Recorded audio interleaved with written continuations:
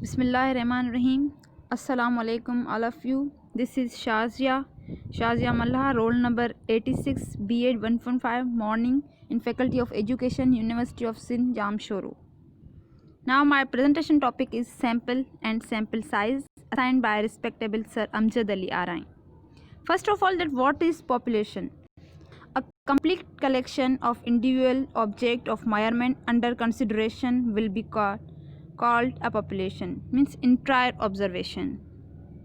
Now the sample definition.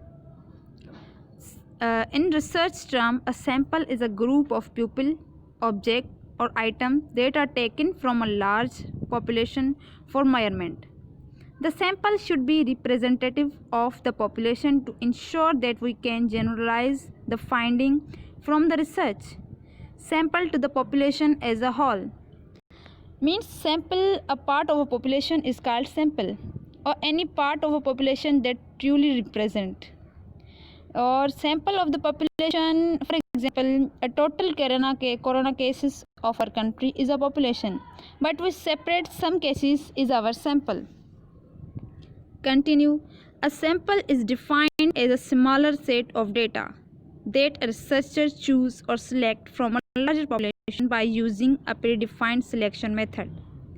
These elements are known as sample points, sampling units, or observation. Sampling is the process whereby researchers choose her sample. Now, the type of sample. Two types of the sample, probability sample and the non-probability sample. Now, process. Identify the population of interest. Means a population in the group of a people that you want to make assumption about. For example, Aisha want to know how much stress college students experience during final. Her population, every college student in the world, because that who she is interested in. Now the second one is specify a sampling frame. Means a sampling frame is the group of people from which you will draw your sample. For example, Aisha might decide that her sampling frame is every student at university where she works.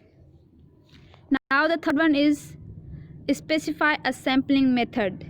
There are basically two ways to choose a sample from sampling. First one is randomly and second one is non-randomly. These are benefit to both. Fourth one is determine the sample size. Means in general larger sample are better, but they also require more time and effort to manage. Now the fifth one is implement the plan. Once you know your population, sampling frame, sampling method and the sample size, you can use all that information to choose your sample. Continue. A sample is an unbiased number of observation taken from a population. Unbiased from a population is the total number of individuals, animals, items, observation, data, etc.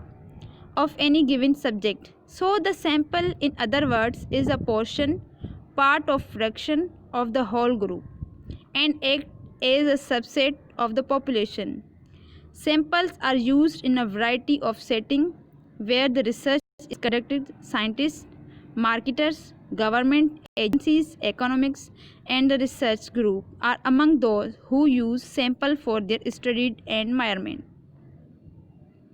Population, sampling frame and sample. Now the sample size. Sample size refers to the number of participants or observation included in a study. This number is usually represented by n. The size of a sample influences two statistical properties. The first one is the precision of our estimate and the second one is the power of study to draw conclusion. Continue. When you survey a large population of respondents, you are interested in the entire group. But it's not realistically possible to get answer to result from absolutely everyone. So you take a random sample of individual which represent the population as whole. Now why sampling? Because get information about large population. The second one is the less cost. The third is less field time. The fourth one is more accuracy. Example can do a better job of data collection. The fourth one is when it's impossible to study the whole population. The fifth is sampling makes possible the study of a large heterogeneous, means different characters population. Now the purpose and advantages of sample. The first one is the sampling for economy, means research without sampling may be too costly. Sampling reduces the study of population to a responsible side that expenses are greatly reduced. The second one is the sampling for speed, means the research without sampling might be too time consuming. The third one is the sampling is for accuracy, means if it takes too long a time to cover the whole study population, this may be inaccuracy, means the research must be finished within a responsible period of time so that the data are still true, valid and responsible. Now what is a good sample? The sample must be valid. Validity depends two considerations. The first one is accuracy, means bias is absent from the sample, and the second one is precision, means sample represent the population. Thank you.